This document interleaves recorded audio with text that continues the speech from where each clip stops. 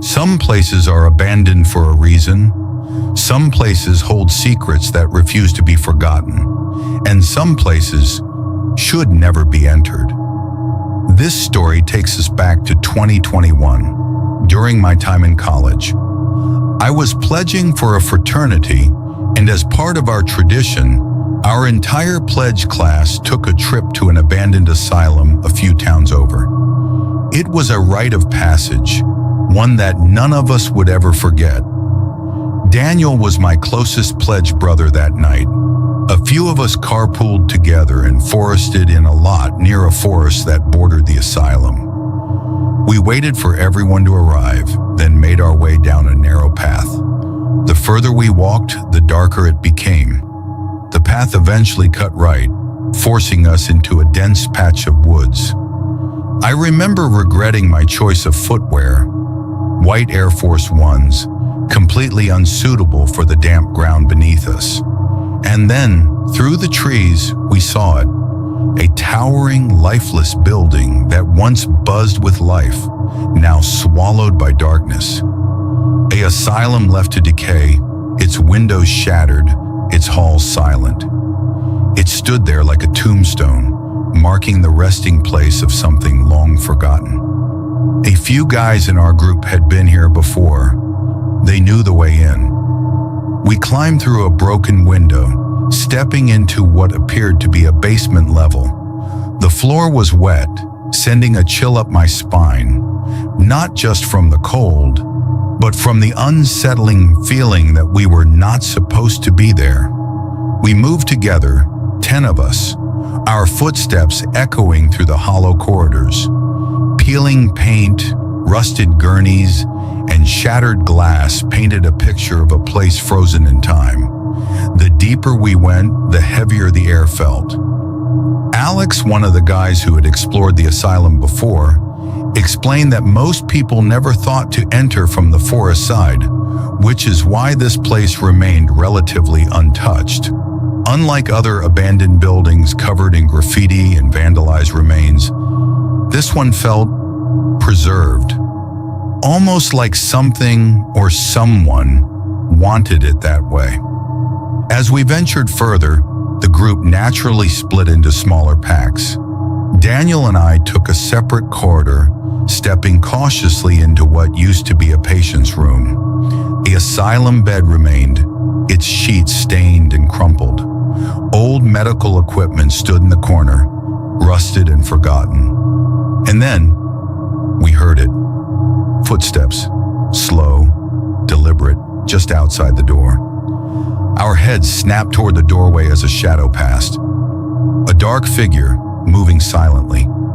We barely caught a glimpse before it disappeared down the hall. "Did you see that?" I whispered. Daniel nodded. I stepped into the hallway, my heart pounding. At the end of the corridor, I saw it. A person, or at least, something shaped like one.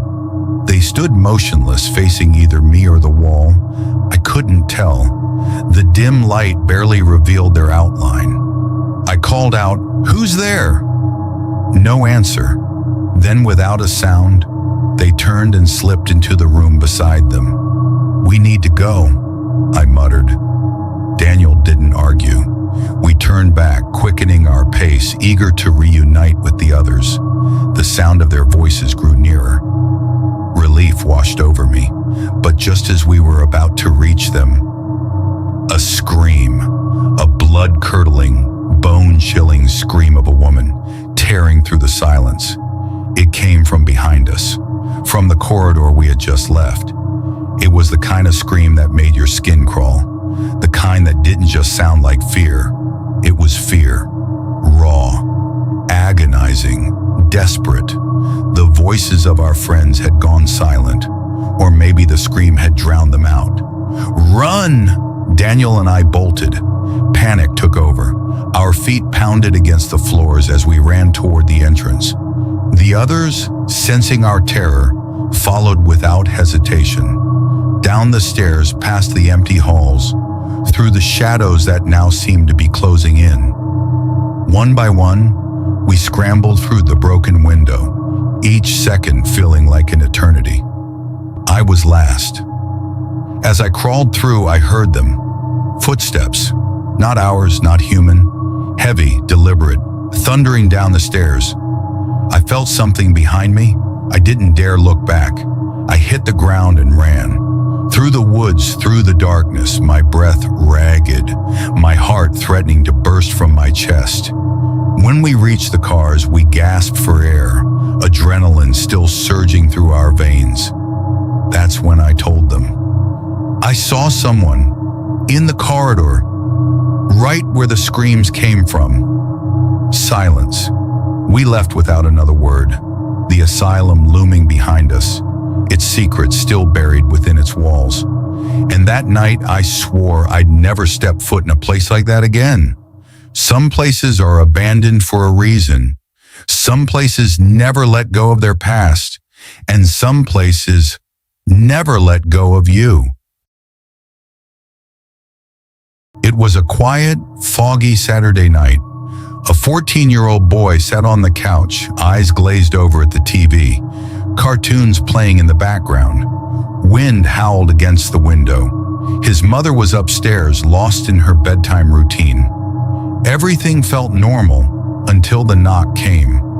A sudden knock echoed through the house. It wasn't loud or desperate, just unexpected. At that hour, no one ever visited. Hesitant, he crept to the door and peeked through the peephole. Outside stood Mr. Lawson, an old friend of the family, his coat soaked from the mist. His face was grave. Something felt off. "Hey, kid, I need to speak to your mom. It's about your dad. He's in the hospital." Tires screeched against wet pavement as the car raced through the fog. The boy sat in the back seat, heart pounding. His mother fired off panicked questions, but Mr. Lawson's answers were short. The only thing that mattered, his father was in surgery. The hospital doors slid open. The harsh white lights contrasted sharply with the darkness outside. Hospitals always felt cold, sterile, too clean, but that night it felt different. Office. They sat in the waiting area. The clock ticked loudly. 2 a.m. Restless, the boy stood. "I'll just walk around a bit." The hallways were dimly lit and eerily silent. The further he walked, the stranger it felt. The walls seemed to stretch endlessly, twisting in ways they shouldn't. Then he felt it, a presence, someone behind him. At the end of the hallway stood a man, motionless, watching. The boy told himself it was his imagination until he looked again. The man was closer. His heart pounded. He picked up his pace. So did the man. Panic surged through him. He turned a corner, spotted a door slightly ajar, and slipped inside. The room was cold. Rows of metal drawers lined the walls. A slow realization dawned. This was the morgue. Then a knock, faint, from inside one of the drawers. His breath hitched. His skin crawled. Another knock, louder. His trembling hand reached for the handle. A voice startled him. "Hey, kid, what are you doing here?" The boy jumped, turning to see a doctor standing in the doorway, eyes filled with curiosity and suspicion. There was a knock," the boy stammered, pointing to the drawer. The doctor raised an eyebrow, stepping past him. He opened one drawer, then another. Each revealed cold, lifeless bodies. "See? Just the deceased." The boy barely had time to react before he heard it again. Footsteps, slow, deliberate, outside the room. The door creaked open slightly. The shadowed figure stood there. He didn't wait. He ran, and the man followed. The boy's lungs burned as he turned corner after corner, the hallways looping back on themselves. No exit in sight. Then, "Charlie? Where are you?" His mother's voice rang through the air. Desperate, he sprinted toward it, tears streaming down his face. He burst into the waiting area, collapsing into her arms. Shaking, he turned back. The hallway was empty. The man was gone. Morning arrived. The doctor, the same one from the morgue, listened as the boy recounted his story. "A knock? From inside a morgue drawer? Kid, that's impossible." He didn't believe him. No one did. But the boy knew what he heard, what he saw. To this day, the knock still echoes in his mind, and sometimes he wonders if the man is still out there, watching, waiting. Some nightmares don't fade. Some doors should never be opened, and some knocks should never be answered. I've worked as a nurse in multiple hospitals and care facilities. Before the hospital I work at now, I worked at a long-term care center about an hour outside of Chicago. I had experience working with elderly patients before, so this wasn't new to me. I had been working there for only a few weeks. Soon you'll understand why that was. This happened on my second to last shift at that facility. At the time, I was working the overnight shifts, running on little to no sleep. That night, I was assigned to the dementia ward. The patients there seemed to like me, maybe because I was one of the younger nurses.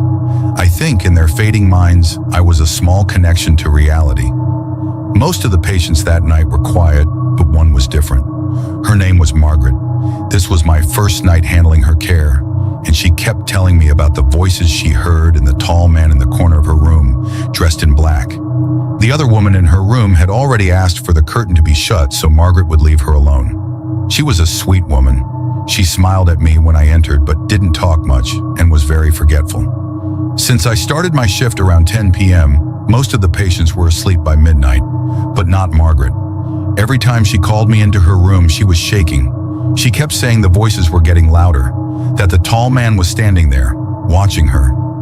I won't lie, it was starting to get to me.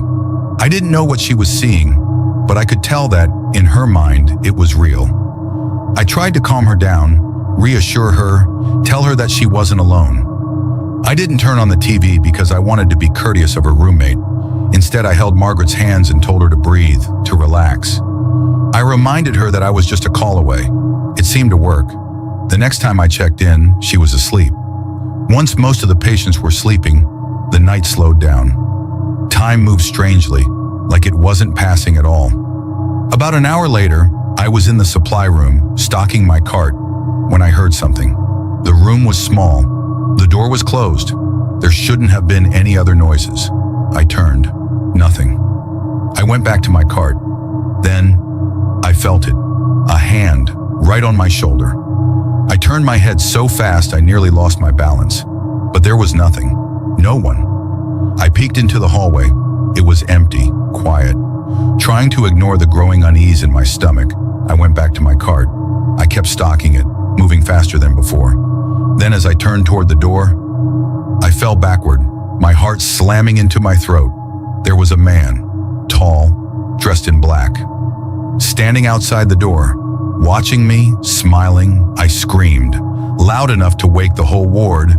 Then, he was gone. Seconds later, the door opened, and another nurse rushed in, helping me off the floor. I was still gasping for air when I asked, "Did you see him?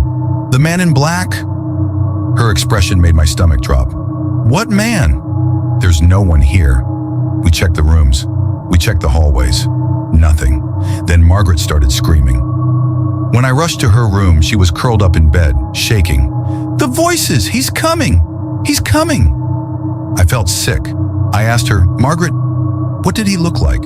Was he smiling?" She looked at me, her face changing. For the first time all night, her expression was completely clear. She whispered, "How did you know?" My stomach turned.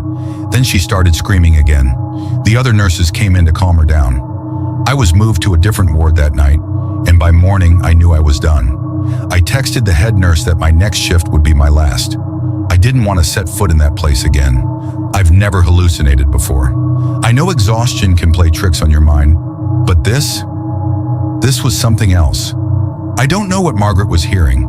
I don't know if I imagined what I saw. But I do know that the feeling of that hand on my shoulder, the man outside the door, it felt real. And I hope I never experience anything like it again.